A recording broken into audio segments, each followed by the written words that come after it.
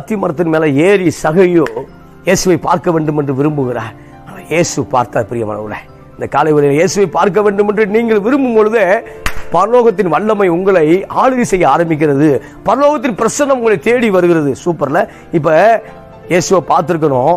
ஆனா இயேசுவை சகையை பார்க்கிறதுக்கு முன்பாகவே இயேசு சகையை பார்த்தார் என்று உங்களுக்கு நான் சொல்லுகிறேன். அப்ப பார்க்கும்போது லூக்கா 19ஆம் அதிகாரம் 5 இயேசு அந்த இடத்துல வந்தபோது அண்ணாந்து பார்த்து அவனை கண்டு, சகைவே நீ சீக்கிரமா இறங்கி வா, இன்றைக்கு நான் உன் வீட்டிலே தங்க வேண்டும் என்றான். அவன் சீக்கிரமா இறங்கி சந்தோஷத்தோடு அவரை அழைத்து கொண்டு போனான்.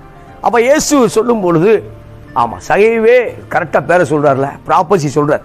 ஆமா, யாரும் சொல்லி கொடுக்கல, சொல்லாமே சகைவே நீ இறங்கி வா, இன்னைக்கு ஸ்டே பண்றதை உங்க வீட்டில் அப்படின்னு சொல்லும் பொழுது சந்தோஷமா இறங்கி வந்ததை பார்க்கிறோம். இந்த காலை வேளையில ஆமா, நீங்க அவளை பார்க்கும்போது உங்க வீட்டில் ஸ்டே பண்ண அவர் வர்றார்.